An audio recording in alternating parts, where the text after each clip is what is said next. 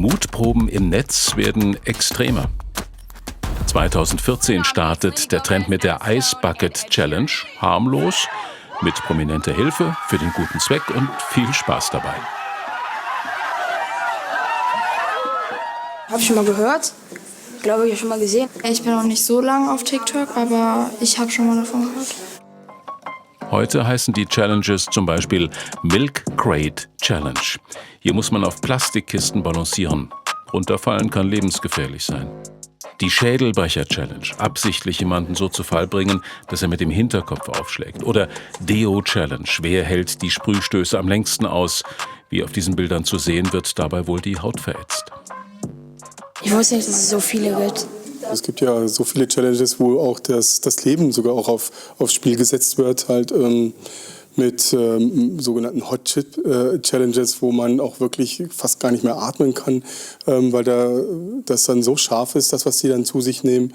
Oder es auch durch diese Blackout Challenge halt eben Kinder und Jugendliche gibt, die sich dann so lange strangulieren, bis denen dann schwarz vor Augen wird. Sascha Aschermann vom Netzwerk gegen Gewalt ist Medientrainer der Polizei Nordhessen. In Schulen sensibilisiert er Kinder und Erwachsene. Diese Sechstklässler der Georg-August-Zinn-Schule in Gudensberg haben sich bereits im Unterricht mit Challenges auseinandergesetzt und präsentieren heute die Ergebnisse auch ihren Eltern. Und hältst dann die Luft an, bis dir schwarz vor Augen wird. Es sind auch schon mehrere daran gestorben und es liegen auch schon ein paar im Koma.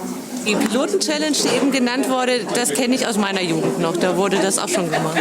Aber sonst war das damals nicht so. Oder hat sich auch nicht so verbreitet, hat man das gar nicht so mitbekommen. Das ist ja heutzutage dann einfacher. Einmal in der Woche über Gefahren im Netz reden, das steht deshalb in dieser Schule auf dem Stundenplan. Die Ganz-Stark-Stunde ist für uns eine absolute Bereicherung, weil wir nochmal Zeit haben, extra mit den Kindern über so Sachen zu sprechen, die wir heute auch thematisiert haben. Wie gefährlich ist eigentlich das Internet? Wie gefährlich sind die sozialen Netzwerke? Das Thema haben die Kids sehr gut angenommen, dadurch, dass sie das natürlich im Alltag auch sehr beschäftigt. Also aus meiner Lerngruppe weiß ich, die sind jetzt Jahrgang 6, die sind eigentlich fast alle bei TikTok unterwegs. Offiziell darf TikTok ab 13 Jahren genutzt werden. Das Problem ist, dass es immer mehr Kinder gibt, die sich sehr früh mit solchen Apps beschäftigen und Zugriff darauf haben. Eltern sind da eher hilflos. Was ist zu tun? Ganz wichtig ist natürlich Verständnis zeigen und nicht sagen, so, TikTok ist Mist und jetzt schmeißt du das raus aus deinem Handy oder hast sogar Handyverbot oder wie auch immer, das bringt nichts. Challenges finden ja auch auf den Schulhöfen statt. Da kann man doch einfach mal nachfragen und dementsprechend dann auch darauf eingehen. Doch das Thema allein auf Schulen abzuwälzen, wäre der falsche Ansatz. Wichtig ist es, dass Eltern Interesse daran zeigen, was ihre Kinder auf und mit dem Handy machen. Und hilfreich dabei ist die eigene Medienkompetenz. Wir sind auch auf den einzelnen sozialen Netzwerken unterwegs, die Frauen, ich auch. Und dadurch wissen wir schon, was die Kinder erwartet. Wir gucken uns abends am Tisch sitzen oder so auf dem Sofa, dann gucken wir uns schon gemeinsam mal so lustige Sachen an. Das machen wir auf jeden Fall, ja. Forscher untersuchten 2500 TikTok-Videos. Dabei kamen sie zu dem Ergebnis, dass rund 30% der TikTok-Challenges potenziell schädlich, 1% sogar potenziell tödlich seien. Weltweit verloren in den letzten Monaten mehrere Teilnehmer ihr Leben. Deshalb, wie hier, mit Kindern im Gespräch bleiben, sie ernst nehmen, nicht nur stumpf verbieten, sondern mitgucken und darüber reden. Schönen guten Abend. Ilona Einwohlt vom Haus der digitalen Medienbildung in Darmstadt. Herzlich willkommen. Guten Hallo. Abend. Also Mutproben hat es natürlich schon immer früher auch gegeben, einzelne. Ne? Aber warum gibt es auf einmal so viele? Und was reizt die Jugendlichen, das sozusagen auch dann immer noch weiter zu posten? Das ist die Risikobereitschaft des jugendlichen Hirns, ausprobieren. Und gleichzeitig sind wir immer und überall von Challenges, Wettbewerben, Leistungsdruck umgeben. Ja, Ekel-Challenges, Abnehm-Challenges, beste Version seiner selbst sein, jeden Tag. Okay, also da ist schon viel Druck sozusagen auch bei den Jugendlichen dahinter, irgendwie sich darstellen zu müssen und da mithalten zu müssen. Genau, irgendwo muss die Energie ja hin. Ja, alles, was Schönes, ist verboten. Genau, ja. Das ist so die eine Seite. Die andere ist sozusagen, dass sich das immer weiter verbreitet, weil die machen es ja nicht nur nach, sondern sie filmen sich wieder dabei und stellen es halt wieder ein. Ne? Genau, das ist so der Trend. Man will famous sein, möglichst viele Likes haben. Das ist für uns schwer nachzuvollziehen, weil wir sagen, ey, wir sind doch in echt beste Freundinnen, aber on zu sein ist für die normal. Okay, also wenn es nicht gepostet ist, dann ist es im Grunde auch nicht passiert, ne? Dann für hat die. es Also nicht insofern, stattgefunden. Ja, das ist für uns Erwachsene schwer nachzuvollziehen, weil die Lebenswirklichkeit der Jugendlichen ist online. Wir mussten uns früher einwählen. Ne? Ich bin drin, Boris Becker und so, AOL-Werbung, keine Schleichwerbung.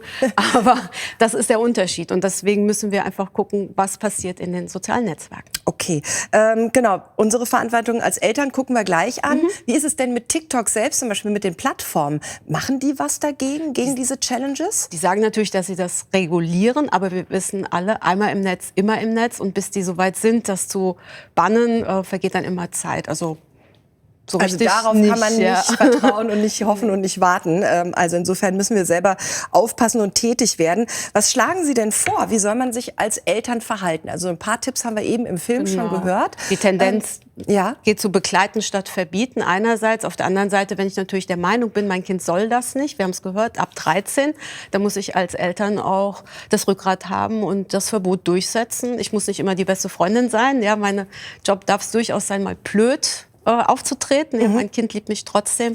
Das ist so die eine Maßnahme, aber natürlich auch sich informieren, was passiert da, warum reizt das und darüber sprechen. Gut, also man muss da in einem guten Gleichgewicht bleiben. Mir ist heute irgendwie so dieses Beispiel Alkohol oder Schnaps, sagen wir es einfach mal, eingefallen. Also ich würde ja jetzt auch nicht sagen, ja, ich muss halt mit meinem Kind einfach drüber reden oder vielleicht auch den Schnaps mal zusammen trinken. Es gibt ja so ein bestimmtes Alter, wo das einfach tabu ist. Gibt's für Sie so ein Alter, jetzt in der Analogie Alkohol, Schnaps, wo Sie sagen, da ist das Smartphone wirklich eigentlich noch tabu? Und dann gibt's so eine Grauzone, da kann man drüber reden, hängt vielleicht auch vom Reifegrad ein bisschen ab.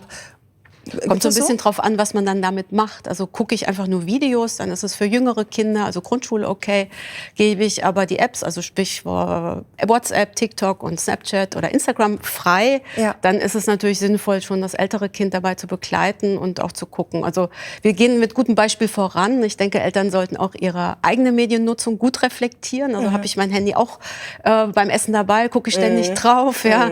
So, da gehen wir natürlich als Eltern in erster Linie. TikTok ist ja ab 13 erlaubt. Würden Sie sagen, das ist sinnvoll? Also das klingt nach einem...